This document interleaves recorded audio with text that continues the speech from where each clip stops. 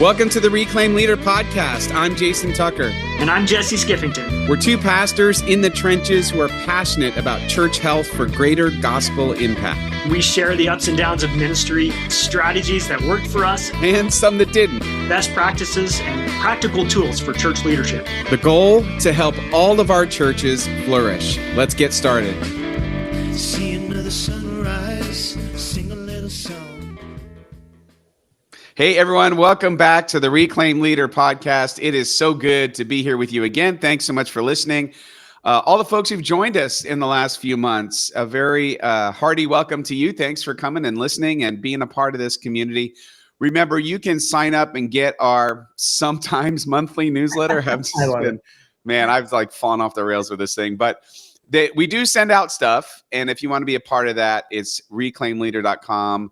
/newsletter, and you could also just go to the website. You'll see the sign up there, and you can get all the stuff, all the things. And the idea is that we're part of this community to help each other learn and grow and do God's work and help our churches become as flourishing as possible with partnering with God. So welcome, and I pray that this is really, really helping you, because that's what this is. That's our vision. We just want to help as many pastors as possible. So with that in mind, how is everything going? We're on the other side of Halloween, man. Are your people like, or maybe I should ask, is your family like, they're ready to put up the tree the second Halloween's over, or do you have a nice delay button on that thing? We kind of have a good rhythm. I think we're not super big Halloween people to begin with, and so I don't have any judgment about that. But it's just not really our thing, and so like we'll watch Hocus Pocus and eat some Halloween candy, and like on Halloween maybe do a pumpkin or something. But then we kind of have this kind of interspersed time of just like, it feels good to not have things to be working on, or at least I'll speak for myself. And anyway, so we're really between Thanksgiving and Christmas family is kind of what we've done. But I don't know. What about you guys? Yeah, we're the same. My daughter, actually, who's 20, she loves Halloween. So she's away at school, and she's like doing all the costumes and everything. I think for the rest of us, we could sort of take it or leave it. But yeah, sure. I don't know. It's fun giving out candy and all that. Sure, stuff, yeah, it's all good. Yeah. But I love Thanksgiving. A lot of people want to skip Thanksgiving, get right to Christmas, but I love to sort of slow down and do this time. But in the life of the church, this is the time when, especially for your young families in your community, the fall sports are ending, youth sports are ending. Yeah. And this is where at least we see these next couple of weeks is when we start what we call like the high water mark of church attendance that lasts until about February, whenever spring sports start back up and life gets crazy again. Yeah, no, we see that same trend. The last couple of weeks have been some of our higher attended Sundays and in the course of the year, and that kind of trails off into the beginning of March. And so, you kind of get this. I like that image you just gave us, a kind of high tide of attendance, and it maybe gives you a little bit better picture of who all is involved and who's around and all that. So it's a helpful time, but it's also a time when people who are maybe looking for a church or have been invited by a friend or whatever. And this is a time when they may show up too, because there's a little more margin in their schedule of their lives. So we wanted to just check in on a conversation about visitors at church, and how do we understand that? What are some things to be looking for? And of course, Jason, you went and found some really great content from our usual source. Someone probably we should just put a little asterisk next to the Reclaim Leader that says also Dan Ryland. Content director, Dan Ryland. Yeah. Dan Ryland's a pastor of pastors. He was the executive pastor at 12 Stone Church, and he's worked with John Maxwell. Yeah. He's just got a ton of incredible knowledge about running the church, and he's also he's got great heart. I always feel pastored when I talk to him. Totally. We gotta have him back so soon. Loved and encouraged, and I'm like, can we just like meet every week? And anyway, I know he will challenge you in two. Like you got to get that little bit of like loving encouragement that looks like, hey, come on, let's go. Yeah, for sure. And so I was kind of reading through one of his blog posts about how do you sort of identify or diagnose when the system of visitor engagement isn't working. Yeah. And then what do you do about it? So we're going to riff on that a little bit. And I think this is the perfect time to do it because we're right before the Christmas season. And I always say this, I don't mean it exactly like this, but that, it used to be Christmas and Easter was a time that people would come. But what I've discovered is that Easter is for the Christians and Christmas is for the culture. You know what I mean? It's a cultural thing that Christmas gets celebrated by everybody, regardless of whether or not they're particularly Christian. Yeah.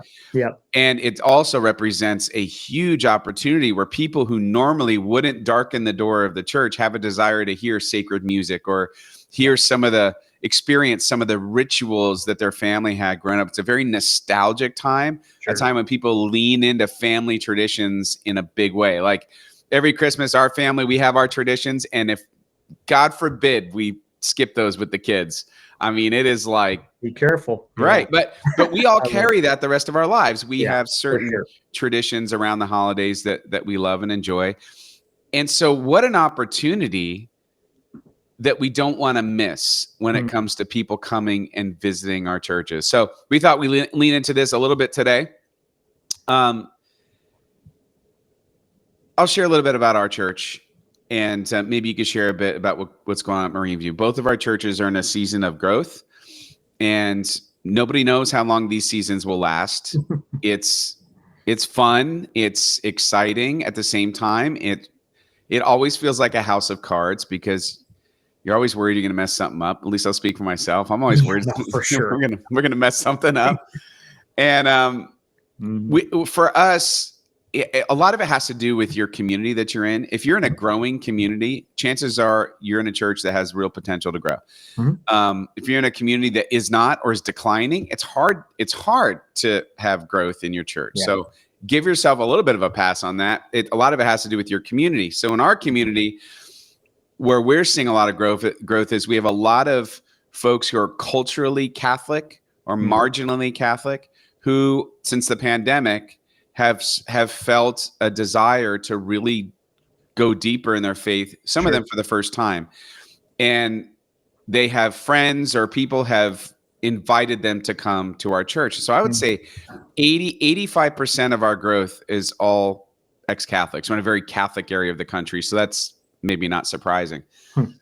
But we've been in this season of growth since 2021.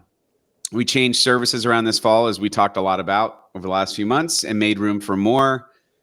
And this September and October, we are averaging 150 to 200 more people a week than last September, October. And I'm honestly, I'm not saying that to brag. I'm just saying, like, I don't know what to do, and we have to be really. What does that mean for how we engage with those people? Right. Yeah. Right. How do we do that? How do we make sure that we don't just have a crowd, we have a congregation? How do we disciple people? How do we engage them? Because I know there are plenty of visitors that come through our church who go out the back door and we never see again. And this is about that. Evangelism is an invitation to relationship, not an invitation to attend a party by itself. Right. So how do we do that? And again, this time of year has great potential. So let's get into it. And I'm going to share a bit about what we do that we see works.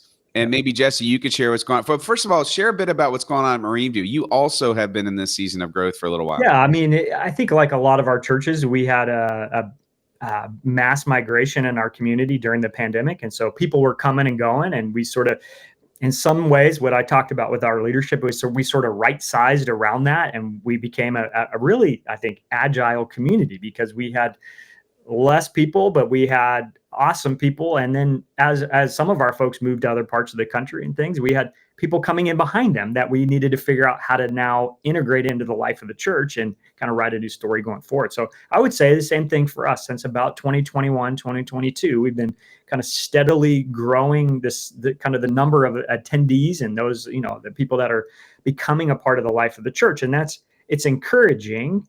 And it's also, like you said, there's always this ongoing challenge of, for us at least, creating these next steps beyond attendance on a Sunday where there's meaningful connection that will then help those people stay and become a part of the life of the church. So again, moving, like you said, from attendance to really belonging and participation and being a congregation together. So it's a challenge. And one of the things that we had to pivot from, we're not as large as Tower Hill. You guys have a lot of great systems in place for your visitor engagement, but we had to move from an anecdotal, personal relationship kind of way of engaging with guests to a systems-based approach to engaging with guests. Because there was a time where we could notice people who were new. We had enough room in our services. We had enough people who had been around for a long time that knew how to welcome and bring in a visitor and help them feel part of the family. But then we grew to a point where we could no longer see those people. Like we had visitors. We knew they were there, but we had to create a system, a way of identifying them. And so we had to shift our approach. And I know you guys have had to address your approach along the way as well. Yeah, we did the same thing. So we started as a mid-sized church that became a large church, and we didn't really see this a ton of growth until we figured out we couldn't operate like a church that where the pastor knows everybody. Yeah. For better or worse. I mean, because my desire is to know everybody. But how do we move to a system when is it your desire to know everybody? No, sorry, we'll get into no, that. it is. But what I had to discover is that we had to figure out how to just make sure everybody's known. Yeah, that's it. Doesn't mean that I have to be. I mean, peel it back. Different example. When I grew up in a little town, I graduated with 46 kids in my high school graduating class. That's why I have 11 varsity letters in high school sports, Jason. Because if I didn't play, we didn't have a team, right? That's a pretty awesome resume. But just don't look too deep into how that came about, because I'm 5'11", 165 pounds. So there's no. However, flag football champion. So. I mean, yeah, there is that. So I'm not an unreasonable athlete. I'm just not an elite one. So, but I grew up in a little town, and then I went to the University of Washington in Seattle for undergrad. 35,000 students. How do you go from 46 and kids that you grew up where they're like brothers and sisters to that? And of course, what the University of Washington did is they broke it down into way smaller groups. And so we had these groups of 30 students that were part of what they called freshman interest groups. We all took all the same classes, and we met, I think it was once a week or something, just to check in and see how things are going. So we were given connection on top of this larger connection to the University of Washington. And that's where some belonging and making some friends. And one of my friends that I still have today was part of that. It was just sort of an arbitrary assignment that became a lifelong friendship. So in some ways, what I hear us saying is we got to act a little bit like that. At some point, you and I and all those listening, if you're as pastors, we can't be the primary source of relational connection. And we got to share that. We got to have some strategies to do that. Yeah. So I'm going to read a little bit of the beginning of his article. He just says, nothing is more frustrating than working hard, doing all the right things to do, and your church just doesn't seem to grow. And I talk with pastors all the time who are in this place of frustration, or it may be growing, but just barely. And he says, I'm going to jump over some of the obvious and more subjective factors that contribute to growth or a lack of growth in your church, such as emphasis on prayer, quality of leadership, size and growth rate of your city. So those are obvious big factors. Let's table those and talk a bit about the subjective things that we can focus on related to how do we increase visitor engagement. So he says this: if your church is not growing or growing very slowly, one or more of these three specific conditions is present. Number one, visitors don't show. You're just not getting many visitors. Number two, visitors don't stick. They come, but they don't come back. And that's a different set of issues. Yep. And then third, visitors don't stay. They stick for a while, maybe even for like a year, and then they don't stay. Again, another list of issues. So the goal of his blog post, and again, danrallian.com, and the blog post title is How to Diagnose and Increase Visitor Growth. He gives these in order that we might diagnose what's going on in our church. We kind of, take a look under the hood and see what's going on so that we could come up with some things to try to fix it. So let's start with that first one, that first problem. Maybe, Pastor, your church is such that you don't have visitors that show up on Sunday morning, or it's rare that you have visitors show up. Yeah. This happens. And, does the number of guests represent what you consider a healthy number for your church? If it's just a few, it's really tough. He said this, for example, let's take a church of 300 in attendance. And I know many of us pastors all throughout the years would kill for a church that big. But let's take a church of 300 in attendance that loses on average 10% a year to natural attrition. They would need 30 first-time visitors a year if every guest who visited stayed, just to maintain their average attendance. If, however, they retained a more likely percentage of 1/3 of their guests, they would need 90 new visitors a year just to maintain their current average. This is a hypothetical example, he says, from a strictly strategic viewpoint. There's much at work in the spiritual realm. Growth would not begin until they had at least 30% each year of their average attendance and first-time guests. So he just says, do the math for your church. And if this is your primary issue, then your solution is going to be based around what are we doing or not doing where people are just not interested in engaging with us. And he points to the quality of the worship experience, your level of evangelistic passion, and the quality of your children's ministry. And he said, if you just focus on those three things, you're going to start getting more visitors at your church. And I think he's spot on. I think he's spot on. I think the reason people don't come to church isn't just because they don't know about your church. That certainly is the case. But I think, honestly, in today's day and age, especially with online worship and everything, it's pretty easy to know about your church if they're looking. I happen to think it's because your own church members aren't excited about your church. Yeah. Because for us, I don't know about you, but for us, I mean, we don't advertise the church per se. It's all people getting invited by people already here because they're excited to be here. Yeah. No, I think that's right. And so what would get your people excited about, and maybe a different word than excitement would be even something like proud of, believing in, feel like we have something to offer other people. So, I think when people are around a church for a long time, we kind of settle in, and this is our church. These are our people. But if someone showed up, we would kind of, we wouldn't, and they were in our life, we'd kind of maybe be a little apologetic about some things and maybe not so proud of the way that it looks or feels. And we'd kind of make excuses for our church and stuff like that. But if that's kind of the way that people feel about the church they were part of, I don't think invitation is very likely. Yeah. It may be at some level, but so how do we change and adapt in a way that causes people to feel excited about and proud of and feel like what we're doing is meaningful for them, and so that their natural inclination would be, hey, you should come check out our church. Yeah. You'll love it. I love my church. I think you'll like it too. So I think that's a challenge, Jason, for us to have something going on in our life together that is compelling enough for the people who are here that they would then feel excited enough to reach out to someone and invite them.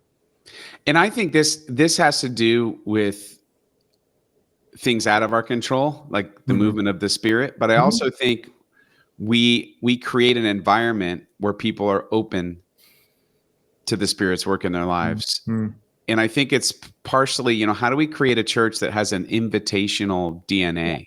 Yeah. Where, and that really only comes from people that are kind of on fire for God. And it happens slow until it doesn't. 14 years in at this church, I felt like the first 9 were slow going.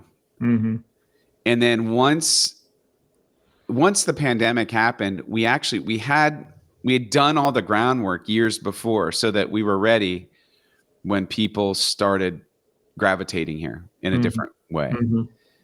And that wouldn't have happened had we not done that groundwork. And part of the groundwork was we started with a small group of really excited church members who wanted to see change, like a handful. And over time, that handful spread to dozens, 50s, hundreds of people. Every single week now, I'm introduced to somebody who was brought here by a friend. Yeah. That doesn't just happen out of nowhere, but Mm-hmm. it's creating a culture. So we talk about this a lot in the life of the church. So how do you create a culture of invitation? We make room for people wherever they are. And we've said a lot about this in worship, but I know you do some of the same things, but I'll say things like, hey, in the middle of a sermon, I'll just be like, okay, and this is for those who are following Jesus.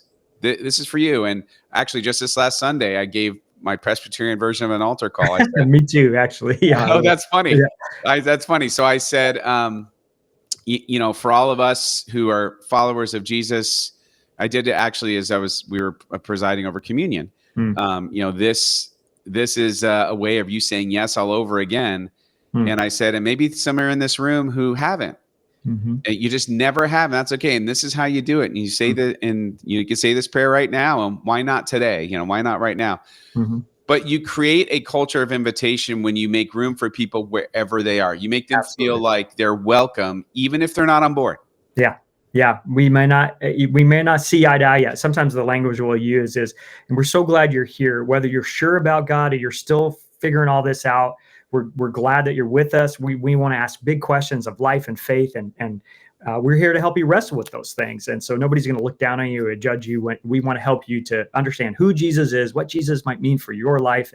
And for many of us, we're following Jesus, and we're excited to have you with us. I mean, there's a lot of ways to create kind of permission language that doesn't just go back to seeker mode where we make it super easy. No, we're Christians. We're here because we believe, but we're also glad that you're here, even if you're not, or if you're still deciding or wondering or whatever. And I do think that gives people an invitation opportunity. You should come to our church because even if you're not sure yet, there's a place for you here. Right. And isn't that the people that we're trying to reach? Right. I mean, it's great if Christians come to our church. I love it. But it's the person that's still deciding or has big questions about God. That's who the invitation. I mean, if we can get that invitation. We have this amazing preschool director here named Brittany, and she does an awesome job with our preschool during the week, and it engages with a ton of families. And she's a really great inviter as well because she understands this permission principle that we've created. And so she was actually on a flight. She had gone to Nashville for some reason and was on her way back. And one of the flight attendants was a former mom of one of our preschool students. And she was like, you should come to church. You guys should just come and check it out.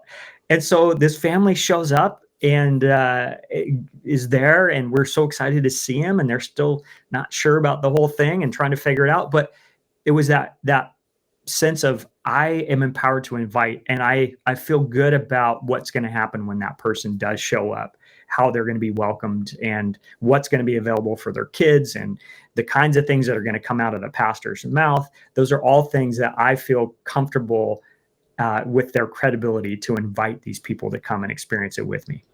Yeah, that's spot on. All right, and then so if people are like, "Oh my gosh, this sounds like so much early. I'm not going to be able to do this by Christmas." Okay, well, listen, let's just talk about a couple of quick things you can do. Yeah. So one, again, I'm going to go back to Dan's 3. Make sure that the quality of your worship experience is as good as it can be, because you understand excellence is a good thing. It's not everything. It's not about having the slickest show in town. It just means, how do we create an experience where it's successfully opening people up to God? I think musicianship is a thing. If somebody's singing off key, then you're drawn to the performance. So it's not what everyone thinks. I think if a performance is, or somebody is, playing a trombone in a brass thing and is completely off, it's really hard to focus on what the music piece is trying to accomplish. You get what I mean? There's a performative aspect of worship, even though we would say it's not about performance. Yeah. We want the performance to blend into the background, like our technology, our screens and our sound system and our people up front leading. We want it to be of the quality level that you almost don't even notice it, because there's not any glaring stuff where you're like, that kind of thing. So yeah. And I would just say, we've always been the kind of community where, we don't have a ton of incredible musicians. We have really capable people. And so we say things like, we're going to really invest in preparation and make sure that we practice and we rehearse and we get it dialed in. And we're going to make it as contemporary as we can make it. Like, we're not North Point. and nor could we be. Should we? I'm not going to wheel in the drums on like whatever. Like that's just not going to happen where we are. So how do we do the best with what we have? And the great news, Jason, is that authentic is in. But authentic doesn't mean no preparation or planning or quality, right? Those things can go together where people might go, you know what? It feels good just to have real people up there leading. They don't have to be perfect, but it's got to pass that test of like, they put effort into this, right? Yeah. Yeah. So again, make sure your preaching series is really accessible. Make sure that this time of year that you're given the comfort food of the hymns and the songs that people know and love. Don't try to get cute. We always say, give them mac and cheese. Don't try to throw jalapenos in there. That's not what people want this time of year. Just lean into it. Lean into all of that. And then give your congregation a challenge, that level of evangelistic passion. Give them a challenge to invite. Yeah. If your church isn't used to inviting, just give them some sort of way to do that. Give them a postcard that has your Christmas events on it. Do something to get them engaging with your community. And then maybe you don't have much of a children's ministry. That's okay. Just make whatever you have great. Make it as good as it can be, as engaging, inviting, and win them over with snacks, man. I mean, yeah, exactly. Yeah. So, a couple other quick things. We still have people that come to us and say, "Oh, I saw your banner at the bottom of the hill," and I thought, pay attention to those things. Make sure that whatever banners you might have, advertising services or something, just make sure they're dialed in. Outreach.com sells them, ready to go. And if you have a little bit of a budget, you could buy it and not worry about out-designing the designers. Just get something that's tried and true. Online invitations. Remember, your online service is the new front door. So just make that as good as it can be. Upgrade your camera, do something, whatever it takes. And then, as we say a lot, develop some sort of pathway. It's a great invitation tool. And what I mean is just put together all the Christmas activities or activities you have or events you have between now and Christmas Eve. Can you draw a thread, or can you pull a thread through some of those to invite people? Here's an example. Next week, we have our veterans concert. It's like a patriotic veterans concert which attracts mostly an older, more traditional crowd. So at the concert, we invite them to the choir concert, which is a traditional concert in December. We have the invites there. We hand it to them. Oh, we're so glad you came to this. We'd love to see you at this. Then at the choir concert, we invite them to Christmas Eve traditional candlelight. That's a thread of that demographic that we can pull through to give them steps to invite them. Or we have our Sunday of Thanks coming up in a couple of weeks where we do pancakes. At that, we invite to Christmas on the Hill. And then we're doing a day in Bethlehem again. And then family Christmas Eve glow stick candlelight services, right? So the idea is you're creating these threads, these pathways so that it helps your people invite. Yeah. And it helps those people that do come then to potentially take a next step closer into your community. And so on the back of our Christmas Eve little program, we just have a little half sheet that we hand out with the order so people don't have to guess how long it's going to go or whatever.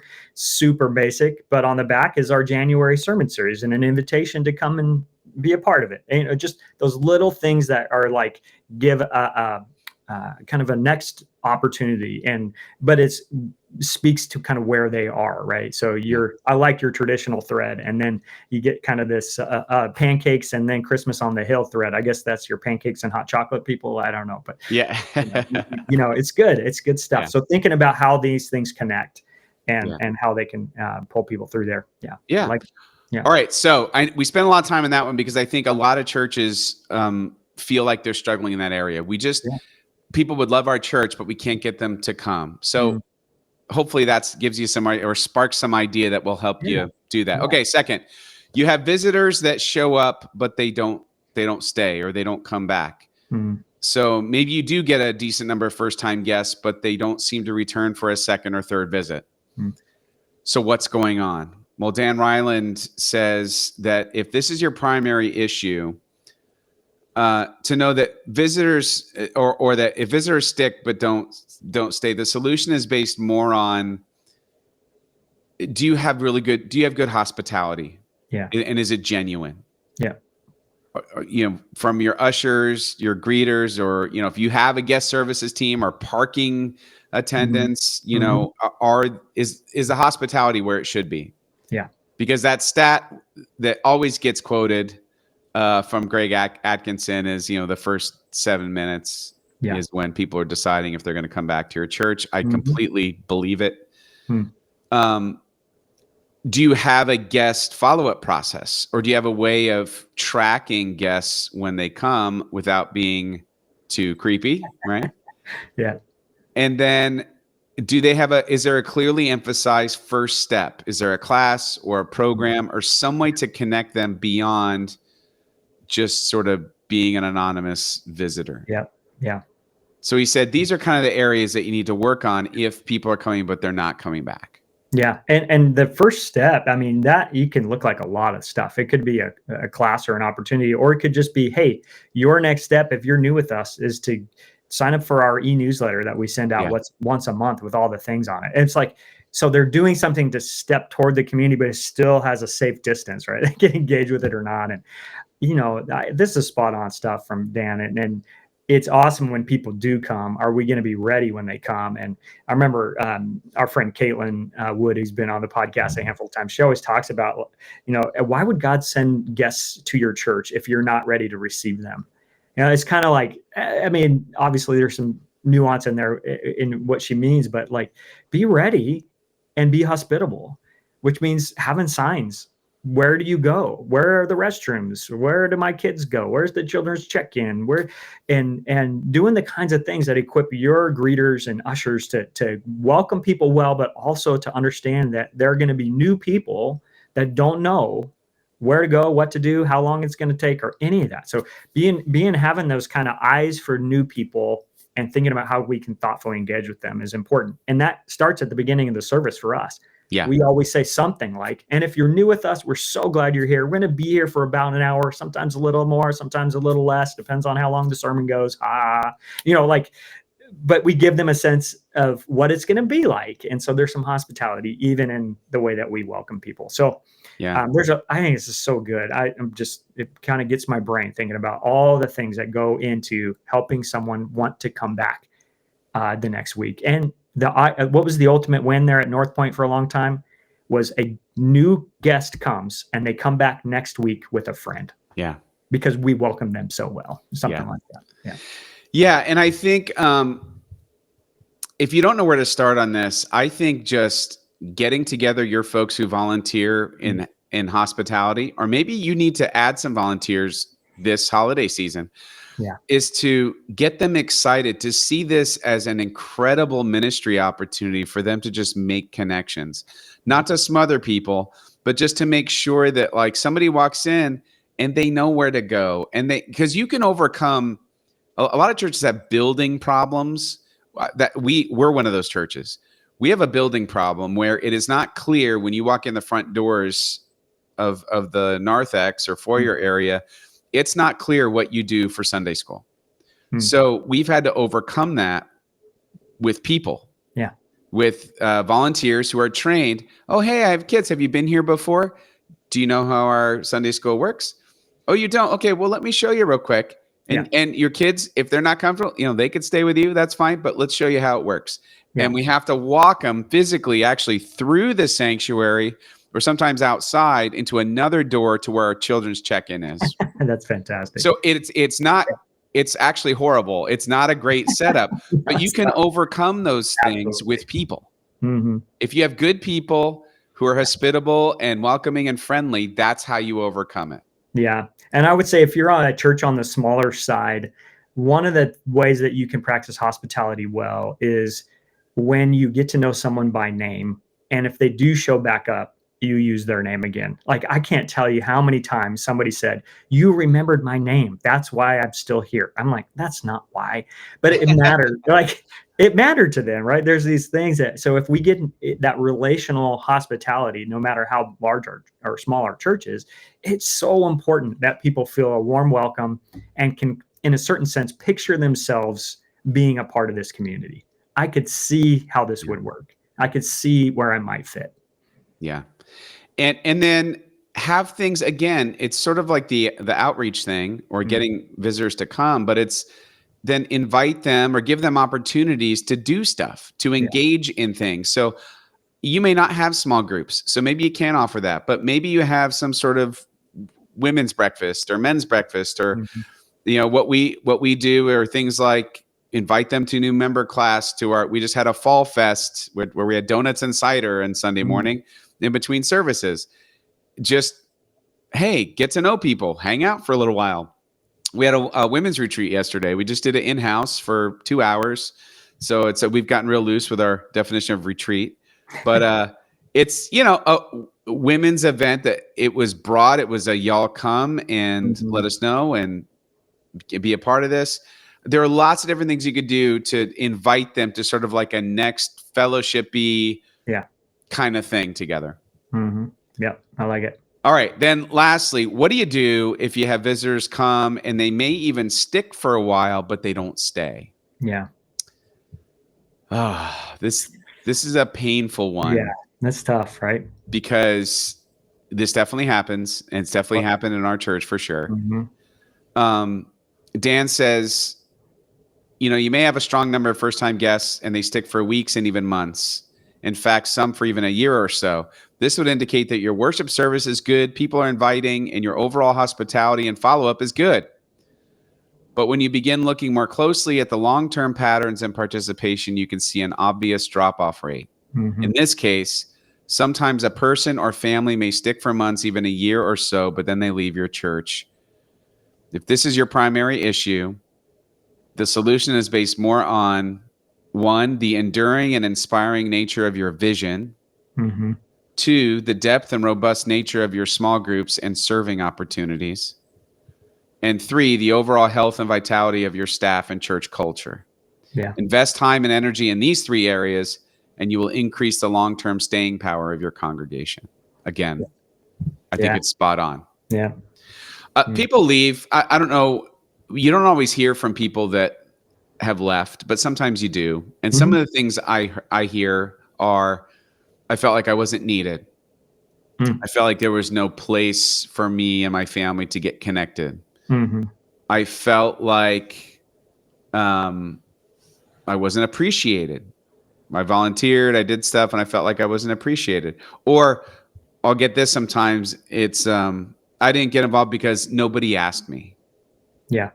We're assuming everyone's just going to put themselves out there and take a step, but some people are waiting for whatever reason. They want to wait to be asked, and those are some of the things I hear. I don't know. Do you hear from people who? Yeah, for sure. And I think these are hard ones because anytime we're hearing an exit interview, we got to make sure that we're hearing the true story, right? And maybe they hated our preaching, and that's why they left. But they quite blamed possible, else, right? Or maybe something happened that made them concerned, but it was easier to say we just couldn't find a way to connect in a group, or So you got to take it for what it is. Don't change your whole ministry around because somebody gave you feedback about whatever. However, I do think those are spot on things when people are looking to get plugged in, the church experience or potentially lack of church experience that they bring in is going to impact how they engage. And so you're going to need a variety of things. Some people are going to come in. We have this awesome lady named Lynn who's joined us recently. She was like, hey, what group can I join? And where do you want me to serve? And I was like, okay. And I found a group for her and put her, if she's. I wish they were all like Lynn. Yeah, it's like, that's fantastic. So she's just ready to go. But some people are coming in from maybe a larger church context or maybe a mega church or something where they've kind of just got to sit in a pew or in chair and not really engage. And so you're going to have to be really proactive about how do we get them meaningfully involved so that this becomes their place too. So I think this is where customization is pretty important. Not everybody's next step is going to be the same.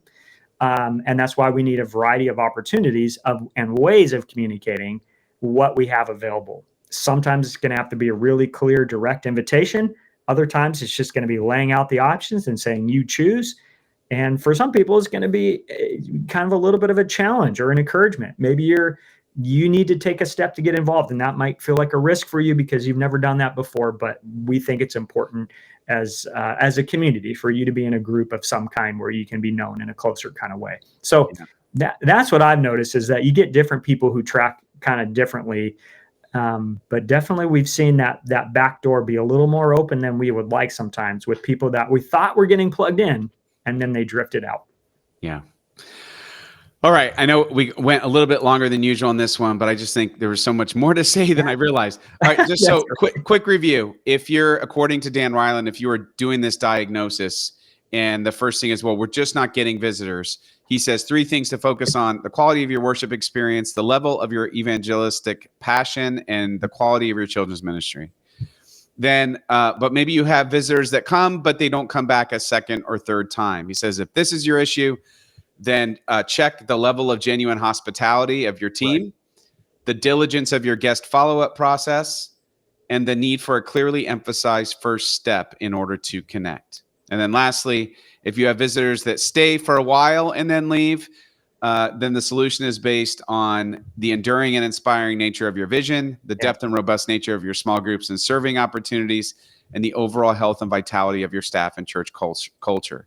Invest in these areas, and you will increase the long-term staying power of your congregation. Again, great stuff from Dan. Spot on. I hope this is helpful as we get into this really amazing opportunity in this next ministry season of the holidays. So blessings to all of you. I know it's a lot, and there's a lot you're thinking about, but that's right. Maybe there's a nugget that you pull away that helps you in this next phase. So thanks so much for listening. Jason or Jesse at reclaimleader.com.